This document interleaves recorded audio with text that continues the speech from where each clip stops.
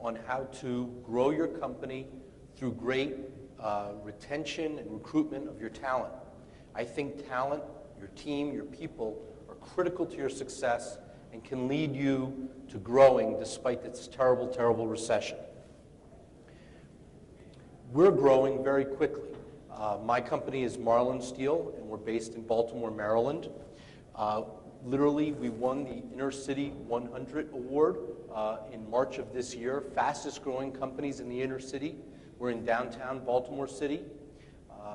There are only 6 manufacturers out of the big 100, and these are companies from all over America, LA, Chicago, New York. We're very proud of that. We also won the Inc. 5000 Award. We were number 162 in fastest growing manufacturers. There's 223,000 manufacturers in America. We were number 162 in terms of fastest growth. So let me give you a little background about us. We import nothing. And matter of fact, we export all over the world. We export to 36 countries. Right there you see a picture of a container going to Australia. 100% made in Baltimore City, shipping literally across to the other side of the world. We ship to 36 countries, including, I love to say it, China, as well as Taiwan, Singapore. We ship to New Zealand, Ireland, all throughout Europe. We use state-of-the-art technology. We use American-made lasers, for example. This laser right here cuts steel that's 5/8 of an inch thick, and it's made in Connecticut.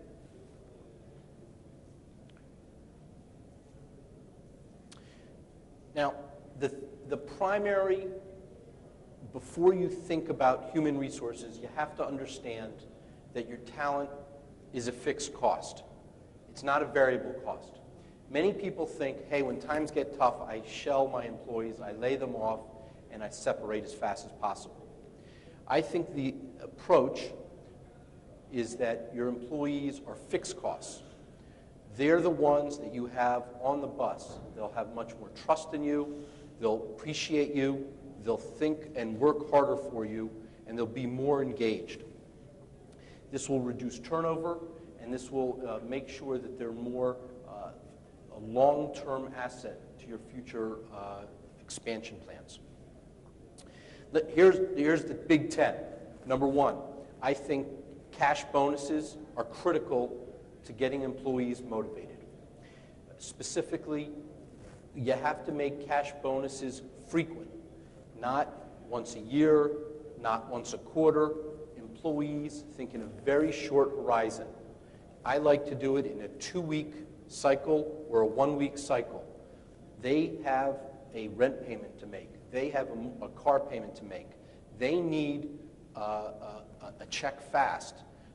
And many of them live paycheck to paycheck. So it's more real if they get the money sooner. The money should also be material. It should not be like a $25 gift certificate at a restaurant or something like that. It should be substantive so that it really moves the needle, so they're really focused on what you're doing. The vision is that you don't have to watch them go to the how many times they go to the bathroom or how often they take a cigarette break, because they're focused on their objective targets, which are very black and white, which are clearly defined, which are not moving, which are not subjective. It's imperative that all of your employees have these micro goals to work out. Because if all the little micro cells have success, then what will happen is the whole company will grow. The whole company will do well. You cannot have a plant-wide goal that will be a 1-year duration. You have to have micro cells, 1 guy, 3 guys, 10 guys, in a cell so that they control their destiny. And they have the ultimate ability to affect whether or not they get a check in a week or 2 weeks. For example, let me introduce you to Hector. He's one of our oldest tenured employees. When I bought the company in 1998, he was already working for our company for over 10 years. He came with me from Brooklyn, New York when I moved it to Baltimore, Maryland. He knew me for only 8 months. He's making ballpark $45,000, $50,000 a year. What's neat about him is that he has a bonus potential every 2 weeks of $650. So he has real skin in the game. He's really engaged in whether or not he will have enough money for an extra rent payment or an extra car payment. He really can move the needle so that his family is much better off very soon. So, do I care if he talks about the Yankees this weekend? Do I care if he takes 2 or 3 cigarette breaks? It's not material to me. What I care about is, will he hit his numbers? If he hits his numbers, he gets a big check. Number 2, training. I believe you have to heavily reinvest in your employees. For example, I believe that you should spend at least 5% of your direct labor budget on training. Give your employees the best training possible, and what will happen is they'll be able to make the machines hum. They'll be able to do preventive maintenance that other companies, your competitors, are not doing. They'll be able to come up with clever ways because they are the best skilled at their task. They'll also feel indebted to the company because they feel that the company cares about their productivity and their involvement, and they will embrace your company and feel more psychologically connected to you if you're investing in these employees. For example, this is a machine that we bought about 2 years ago. Robin from Northrop Grumman right here, she toured our factory and saw this machine in operation. It's highly automated. What's critical is that we have 8 different employees fully trained on it from top to bottom. So we have tremendous amount of cross-training. People went to Connecticut, 8 people went to Connecticut for a week. That's where this machine is made, to learn all the nuances of this machine, so that if any one of them are on holiday or vacation or getting married or sick, it's irrelevant because I have so many other people cross-trained knowledgeable about this machine. And what makes Marlin so effective is that because we're so cross-trained, if we're buried in one cell or buried in another cell, we are resilient enough and we can meet customer demands and requests because we have so many people trained on all the different machines. But just so you know, this machine is the fastest machine punch in the world. What you're hearing, that sound, is 20 tons coming down, 900 strokes a second. Again, it's plus or minus 4/1000ths of an inch, and it's moving the material 8 feet a second. It automatically loads and unloads. The part you're seeing right there is a part that used to be made in China, and now it's made in Baltimore, Maryland. We're using steel out of an Indiana steel factory, a Nucor plant, and we ship it to Chicago. So I'm very proud of that, and we're taking business back from China. Number 3, skills matrix. It's imperative you have a skills matrix in your factory. We have one very prominently posted in our cafeteria where all the employees can see it. The skills matrix is a simple document. It is a large Excel spreadsheet, very large, and it has many columns. Every column is an employee, and it has their name on it. Every row is a skill in the factory, and we grade the different skills. Some skills are very simple. You get 1 point. Some skills are hard. You get 2 points for that. Some skills are very hard. You get 3 points, and some skills are extraordinarily hard. You get 4 points. The vision is that the employees at the bottom, we tabulate how many points they have, and it's a very meritocracy-oriented system. It's a very transparent system. It shows how many skills each employee brings to the table and what skills they've learned. There's many benefits to this. All the skills are listed so the employees know what we care about. It's very transparent. The employees understand, if I learn this skill, this is what the company cares about. If I learn this skill, I'll get paid more money. So they're more engaged and they're more fired up to cross-train rather than just stay huddled in their little cell. They'll be more valuable because they can maneuver from cell to cell to cell.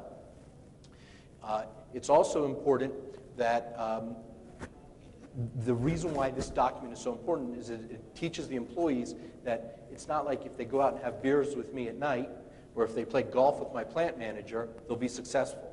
What's going to move the needle in our factory is this very black and white, meritocracy-oriented document the skills matrix that we care about. It's also important for the employees because they would like to see their number to be very high, because they don't want to be seen as the most complacent employee in the factory. They want to be seen as one of the leaders in the factory with the highest points. They also know it means that they're going to make more money. I think you have to pay well. You get what you pay for. You know, if you're paying much better, then your employees are much more engaged and are going to want to stay more. They're going to be more invested in you. You're also going to be able to cream your competition's best talent. Your competition will hear about how much you pay, and you're going to be able to cherry pick the best that your competition has and bring them on board to your company.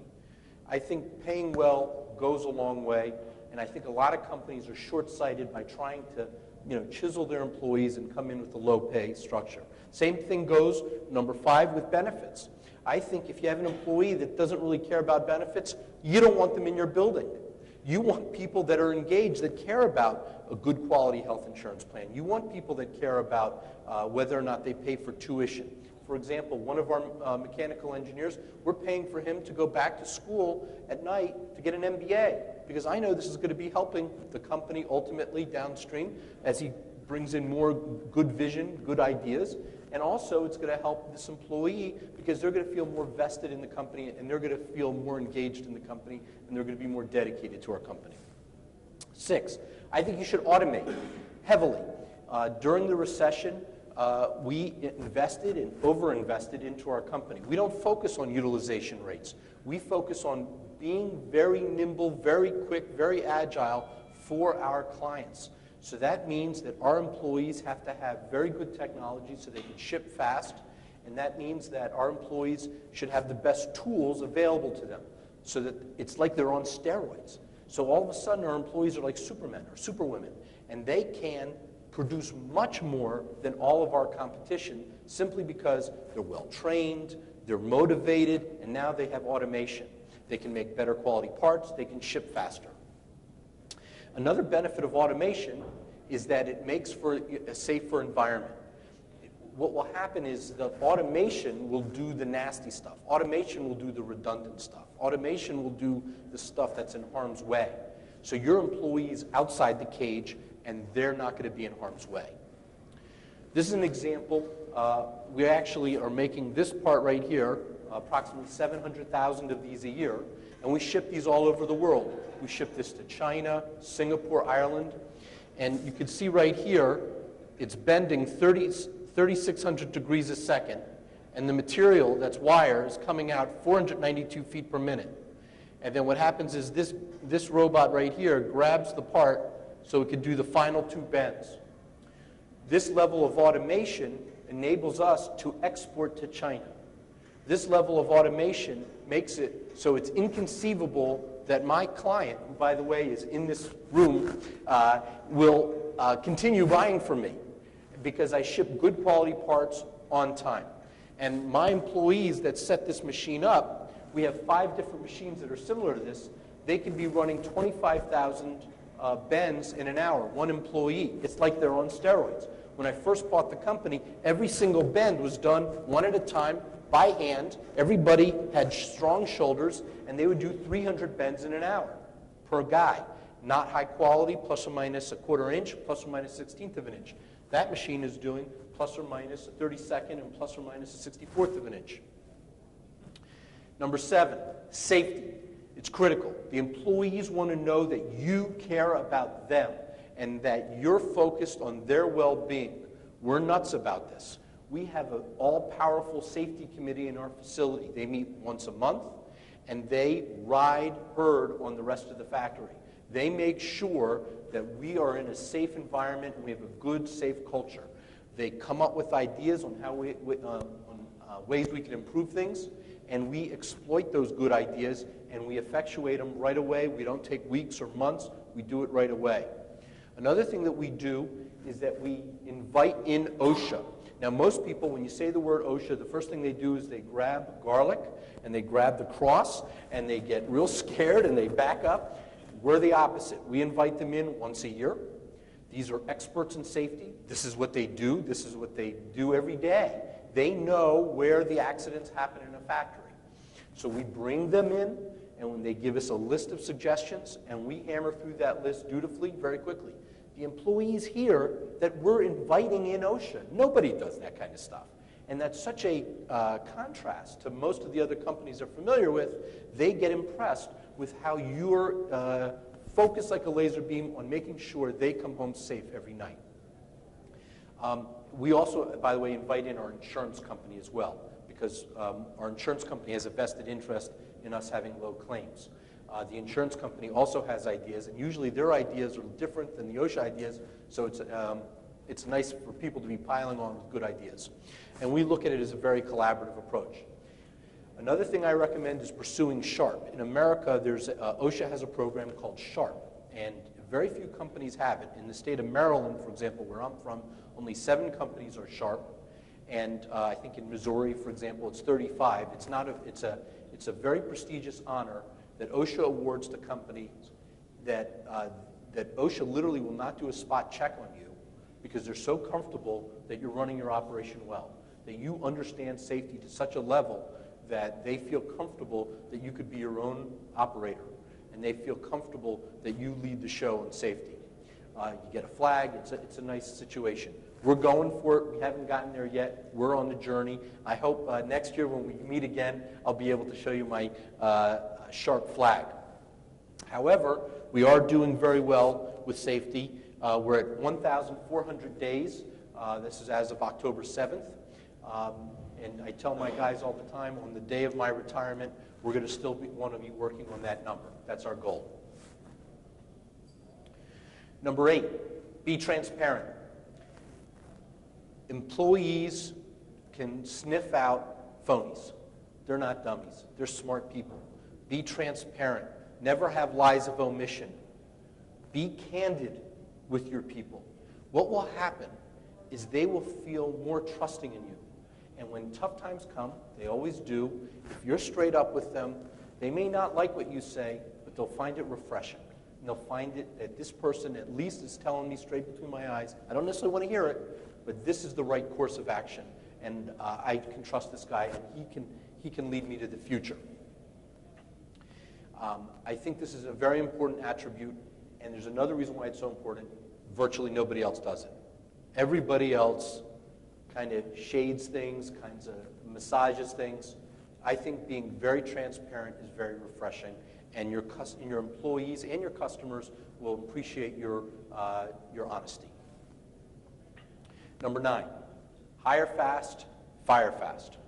Sometimes you're blessed with a nice order. And when that happens, you have to ratchet up quickly because the most important thing you do is delight your client. So you have to crank up production, and that may mean bringing on talent, bring on people if necessary, if it's short-term, just temps, but ultimately long-term, full-time employees. But the plan is make that client happy. So hire fast, make the client happy, because then you'll get reorders. Sometimes, though, we're all not perfect. We make mistakes. And when that happens, part ways quickly. When you have a person that's not a good fit, a B player or a C player, it's not going to be good for the team because all the A players are watching you, and they're seeing whether or not you're going to quickly dispatch with people that are not a good cultural connection to the company.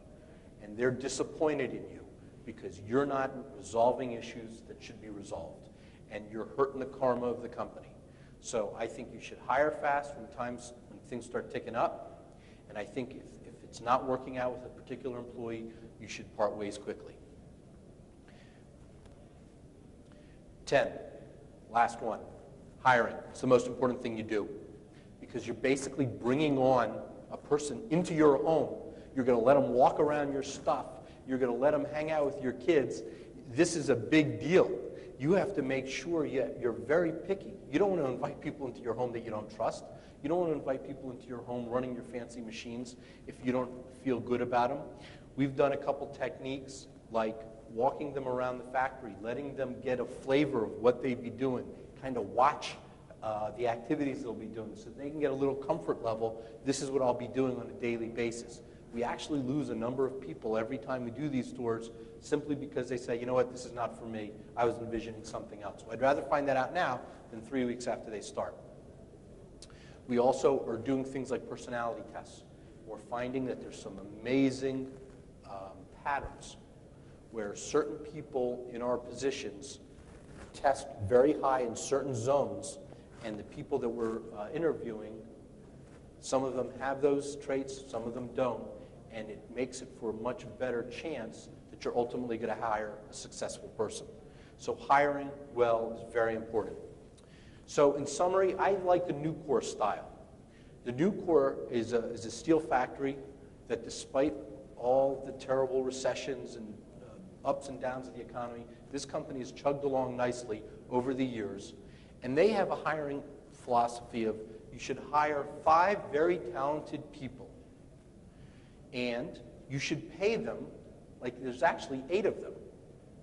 By the way, if you do this, they'll produce like there's 10. I like that style. That's the style we use, and that's the style I recommend for you. So the bottom line is people are key. You have to develop them, do things like training, coddle them, pay them well, embrace them, safety. These are the kinds of things that will make your company do well during this terrible recession. A couple books I recommend you read. The first one is From Good to Great. It's a great book about trying to discern getting the right people on the bus and then making sure they're sitting in the right places within the bus. Highly recommend it. Another book is by a gentleman named Mr. Kawasaki, who wrote a book called Enchantment. 2 great books to understand how you want to deal with and embrace and retain your talent. Thank you very much. I appreciate you giving me a couple minutes today. I'd love to entertain any questions you have. Please. You've made some really good capital investments over the past few years. How do you decide where to invest your money to have the most benefit for you? We look at a couple factors. One is safety. Where are things where we invest some money and all of a sudden our team will be safer? Number 2 is where is the market, where will the market be most excited that we made that investment? Where will the market say, hey, thank God that company invested in that because I can really buy a lot more from that company for that. So those are the 2 driving things that we look at. Please. On the safety front, as you bring more robotics in, does it get more challenging or less challenging? Say it one more time, I apologize. As you bring in more machines, more robotic machinery and more complex machinery, is it tougher or easier to keep your safety rate up? It's easier because what happens is the automation, the robotics, is doing the nasty stuff. It's doing the repetitive stuff. It's doing the things that are more likely to give you carpal tunnel syndrome. It's the things that are more boring, so that your mind doesn't wander and you stick your hand somewhere you shouldn't because it's the 15,000th time you've done it in this week. So what we have found is the more automation, the better, because our employees will be more safe. And they're doing more interesting things, and they're adding more value, and they're pushing out more widgets, and we're able to ship faster. And the parts are more precise and they're more consistent. So automation helps the employee because it's safer. It helps the employee because we win more jobs. It helps the employee because all of a sudden we have this new technology that we win jobs we never would have won in the past. Like that sheet metal machine I showed you, that punch. If we hadn't bought that, we would never have stolen that job from China. That job would still be in China. So because we have that machine, there's a Nucor steel worker that has a job shipping, making steel for us. There's a truck driver driving from Indiana. So there's a lot of cross benefits that help us with this heavy automation. Great question. How did you get the China job? Did something they have a bad shipment? Were they off tolerances, or was it cost, or what? There was 2 reasons: quality. The client needs high quality. Our machines make 4/1000 of an inch tolerance, and they embrace that. And the second reason was we fulfilling on time. We ship on the day we promise. We under-promise and over-deliver, and clients like that. We live in email time, and they just don't want to deal with people that ship late. China gives you a lot of heartburn. The boat's late, the port dock workers are on strike. I mean, there's just too many excuses you don't want to hear about. Any other questions? Please. Yeah. Drew, I've seen you on Fox 45, and I know you've been invited to the White House. I'm not sure how you do that, but it says that manufacturing is a bipartisan issue. But you're a small business ambassador. This group, multinational corporations, what one or two things might you want to share with them about smaller companies, not just Marlin, but smaller to mid-sized companies out there in terms of the race to the competitiveness? Because what I see here from all these folks, some highly sophisticated, complex strategies for the future, but they have to depend on folks like you. So you can pick one or two things that you might want to say about that bigger picture and relating to their smaller supply chain. Great question. Two answers. Number one, total cost. I think a lot of big companies have a purchasing manager that thinks of just what the purchase order is. They don't necessarily think of the total cost. Like, will it ship on the right day? There's all kinds of costs that happen if it ships a week late or a month late. Also, they don't think of what happens if the quality is bad. If you have an American that's local, that can help you, that'll stand up for their product and back it up with a good warranty, you're more likely to have a successful flowing business. So total cost is number one.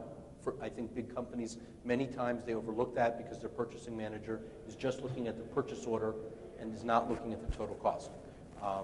The second one is nimbleness. A lot of small companies add tremendous value to be very nimble. An example, a large company that we worked with for many years was buying, 2 weeks ago, was buying 4,500 baskets from China. However, China, the boat was late, so they came to us and we made 4,500 custom baskets in 4 business days. So we're very nimble and we add a lot of value to our clients because what happens is they're a big ship and it's hard for them to move quickly.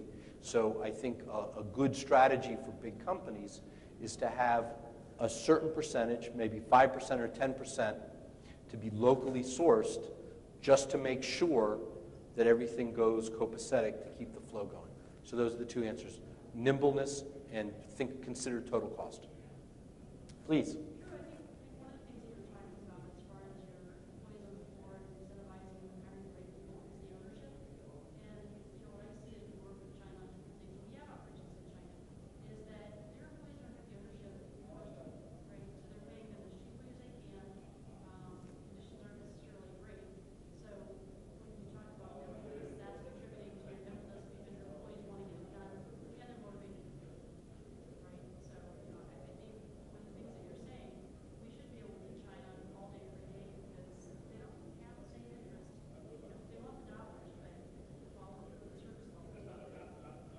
I agree with you.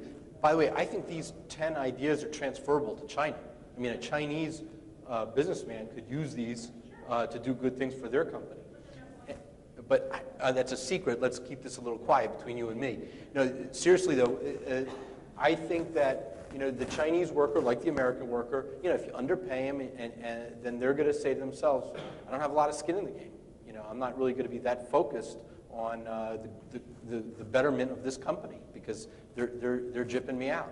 And your employees are smart and they're sophisticated and they realize that if this company pays me well, they care about me. And if that company is giving you rich benefits and giving you bonuses to hit certain targets, you're more likely to be successful. I agree. Any other questions? Please. Yeah, what percentage of your DL is pay at risk, and what are the key metrics that you came up with to mechanism? Our metric is dollars. Okay, so it's X dollars in a certain week or 2-week period. Just so you know, in the last, we pay every 2 weeks, so in the last 26 pay periods, we've done it 14 times. And in the most recent payroll, it's about 10% of our total wages. Now, not every single cell gets it, so what's happening is some of the cells scored, some of the cells didn't. So the cells that scored had a big payday. Payday's today, actually. There's a celebration in Baltimore today. Some people are very pleased. If the cell rallies and gets it accomplished, it's a big number. Did it ever hit odds with quality, or you have that in there? It's a great question, and it's imperative it's a corollary to this conversation is quality. So for example, if something is poor quality, it must come back to that cell for them to fix it. And we immediately take it back, no questions asked, fix it. It makes it impossible for that cell to hit their target in 2 weeks or 4 weeks from now when they get it, number one. And number two, we claw back the bonus from the last time when they took it. So it's a double pain.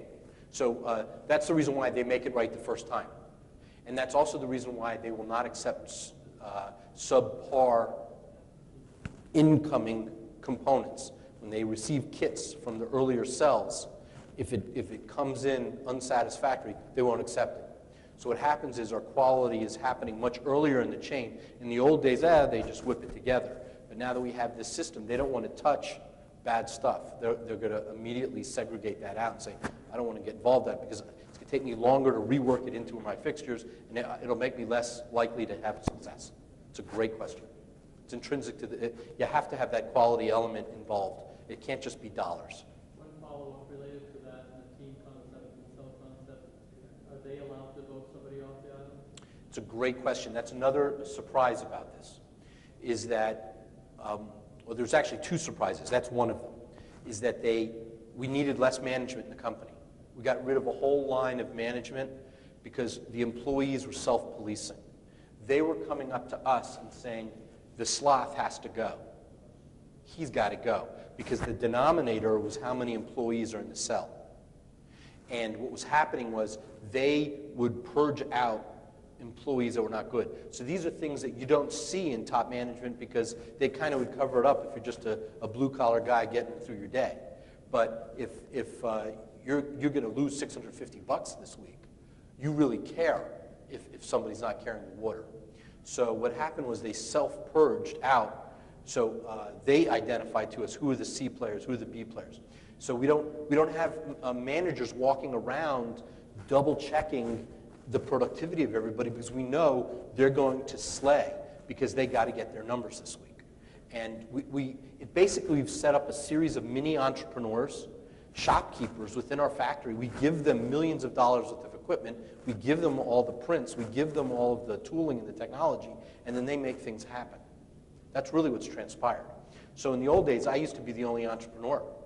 Now, I'm one of many entrepreneurs. I'm in a sea of entrepreneurs when I walk in that factory. That's why we don't care if they talk about the Ravens game or the Orioles. We don't care if they take a smoke break because we know they have their mission. They have to get it. That was the first surprise, was the purging, the self-purging and the complete reduction of our management. The second surprise was I realized who was the real boss. Because what happened was, when you hand somebody $650 or it goes into their check, it's ACH'd into their checking account, their spouse sees, this is true, their spouse sees the check is much larger, and they find out why. So all of a sudden, the true boss is the spouse. And she says, in most cases it's a she, why aren't you hitting your numbers?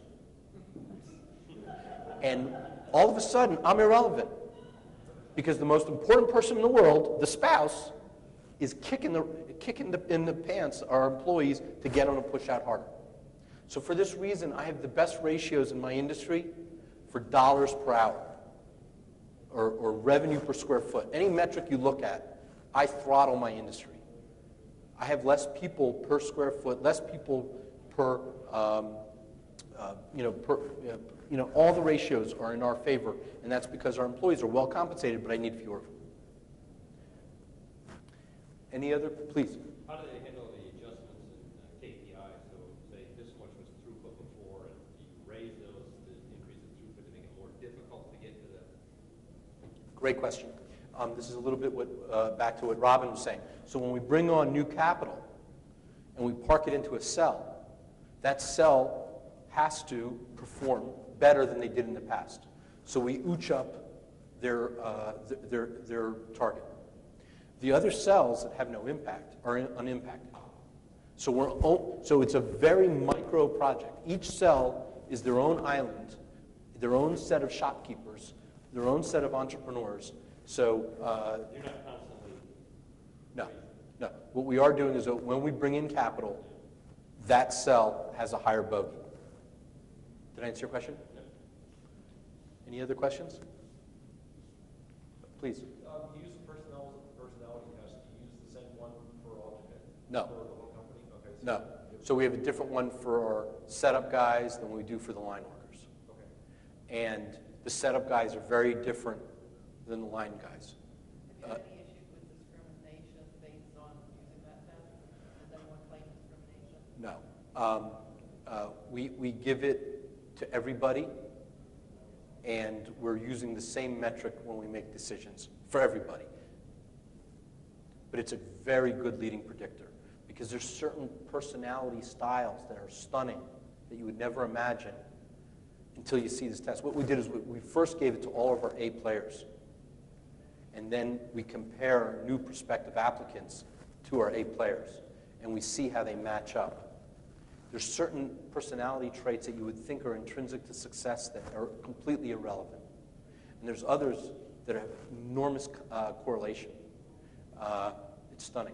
It's a really neat thing to really better understand who your employees are, how to talk with them, how to nurture them. Does that change around age? You know, when you're looking at a group of the A team folks versus, say, the C team, is age a factor? No. It's not an issue. We have not seen age as a factor. No. Any other questions? Great. Well, thank you so much. I appreciate spending time with you. Thank you.